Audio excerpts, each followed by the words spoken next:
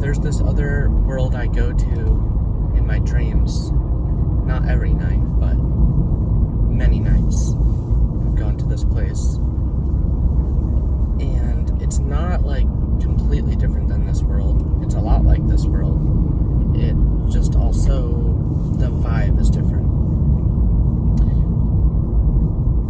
And it's one of those things that maybe you wouldn't recognize it if you didn't have something to contrast with it. What I'm saying is this, like the vibe that's here, we don't really recognize it that much because this is all we know. But once you go somewhere else and feel that the like default consciousness vibe, like the default felt feeling of being is different. And this other place is different.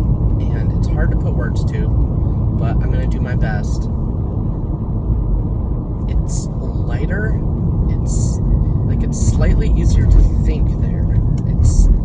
Things aren't so, like here things feel dense and constricted, and I feel like blocked a lot, like cognitively blocked here. And in this other world, it's not like I'm like some perfect creature in this other world. There's humans in this world, but there's like people are just a little different too. It's just a different vibe. It's just a different vibe. And maybe you could argue better, whatever that is, idealist. But it gives me perspective because I'm a very imaginative person. And when I came into this world, I kind of just had this presupposition that it was like more of a choose your own adventure instead of you get here and you're kind of subjected to just the way things go here as far as having money, property, things, partnerships, lifestyles. Or this other place, there's more options of felt presence. Anyway, I'll be more descriptive with it. There's also different technology. There's like these steampunk machines, and there's flying machines too. Wow, this road's really bad. There are flying machines too, but they don't like go very fast. And there's these tall islands, and there's these bridges on some spots. It's very interesting. There's lots of little adventures that have happened there. There's this, like their buildings have so much more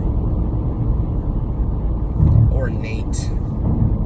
It's like everything is a piece of art there, or like the intention's a little different. But it's interesting because when I'm there, I'm not like lucid enough to like really compare and contrast while I'm there. It's after I get back and I'm like, oh, whoa.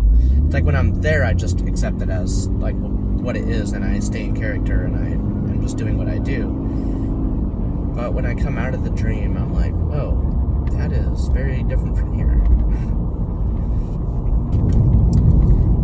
And going to these other worlds and having an imagination and reading books like Lord of the Rings and these other epic tales stimulates my imagination, and I can go to this happy place where I picture these other worlds, these other possibilities, where we aren't so limited as we are here. At least I've been pretty limited as far as my goals and what I've been trying to do in this life, as far as experience and improving at my practice. There's just more of the spectrum to work with. And I picture worlds like some worlds with like a hollow earth, and there's an inner sun and an outer sun, and you can just go to all these places, and there's all these different types of communities and these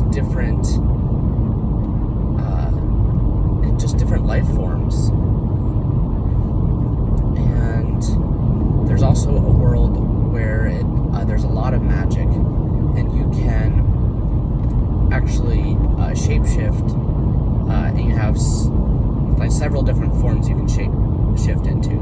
So as a human, you could be the male version of yourself or the female version of yourself, by just switching something, and you transform in just a matter of a few minutes, painlessly. And you can also be a flying creature and a sea creature. And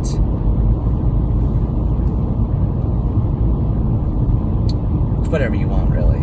It's imagination. And it's interesting, I got a similar feedback from people when I kind of get into my idealist wave, where I'm like, well, if we didn't have to deal with, insufferable depression or whatever, like, we would have more energy and other things to really be more present and be more involved and have more energy and to go do the things that we are inspired to do and want to experience. And I've heard people say, like, oh, well, wouldn't life be boring if there wasn't a lot of, like, if there wasn't any challenges? And I'm like, well, I'm not saying there's no challenges. It's just, we're just getting rid of the stuff that's really, like, a desecration to our lives. Like, all this exploitation and it being such a struggle for people, to homelessness and taking advantage of people, and murder and just horrific things that happen here daily, and these horrible diseases that happen to people. There's so many different kinds of challenges that we can have. Challenges don't have to be masochistic, like you have to go through a certain amount of pain and suffering and turmoil to gain something. A lot of the struggles and turmoil I have or have had is, it's different depending on what it is. If it's like heartbreak or maybe a platonic falling out with a friend, or like the loss of your house, or the loss of a friend. So there's slightly different experiences, but the grief deep down,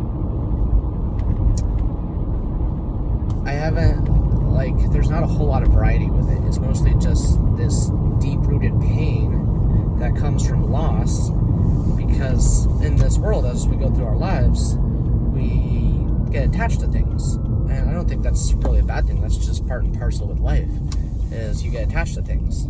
That's just what caring about stuff is like, you care about it, you love it. And it's like there's excessive attachment, or attachment to things that, are not healthy. But I don't think attachment is necessarily bad. It's like when people are like, I like to joke around, like people say, be in the present moment.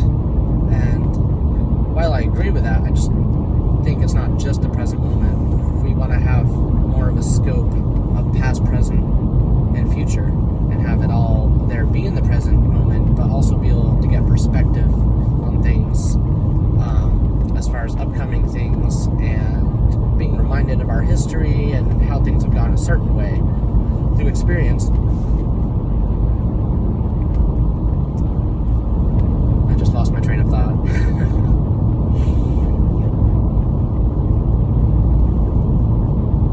Yeah, there's different experiences. There's different ways to learn things that don't involve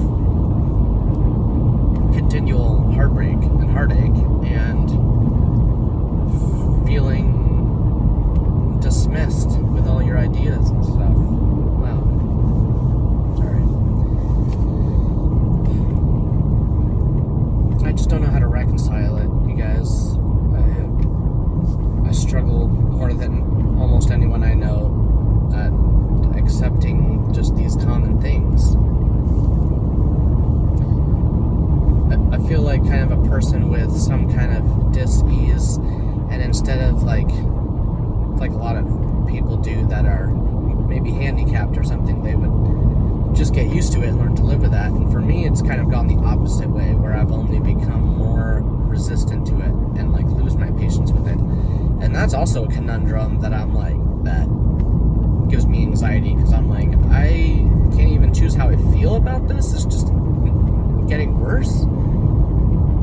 I would like to be able to control how I feel about things more, or like, I don't know how to describe that, but I've come to recognize that these different experiences are associated with different emotions, but I don't think you necessarily have to feel that thing if you're going through that experience, if that makes sense. And so that's kind of what I'm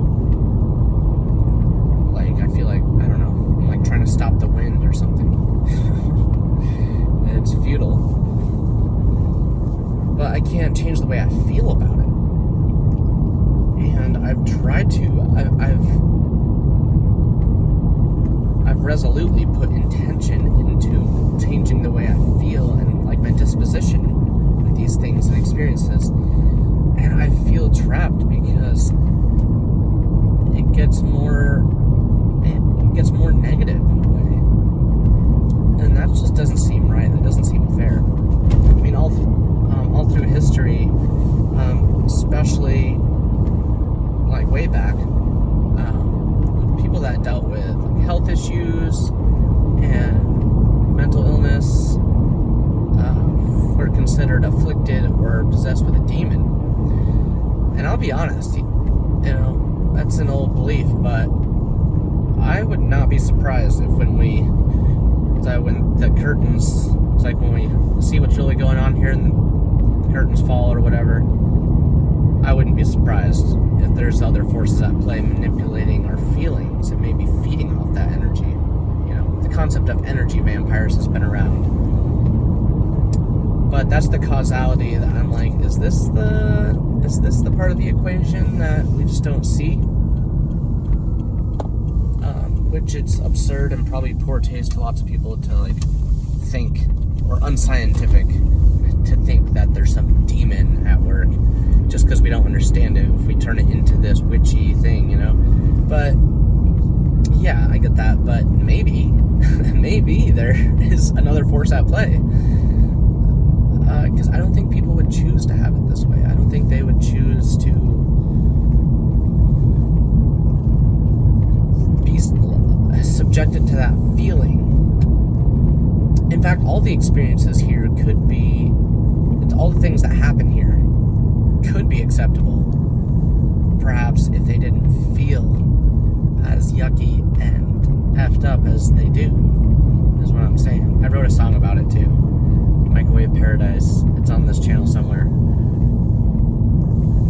But it's like, if this is a game or a play or a movie, like, the pain is too real. It's too much. I feel like I actually have a pretty good pain tolerance. I wouldn't have it this way. I don't condone this. This feels unnatural in not only yucky way, but also just like, you know, there's some like malevolent thing behind it, which I don't want to have that be, like, I don't want to have any of that. I just want to enjoy life and not think about all that heavy stuff, you know. But it's just like pushes its way into it's invasive, it's intrusive, and that's the main problem with it. Like, I'm like, this is my mind, my body, my sovereign sentience, and I want to be able to have my space the way I want to have it. And I don't think that's too much to ask. I think that should be our divine birthright.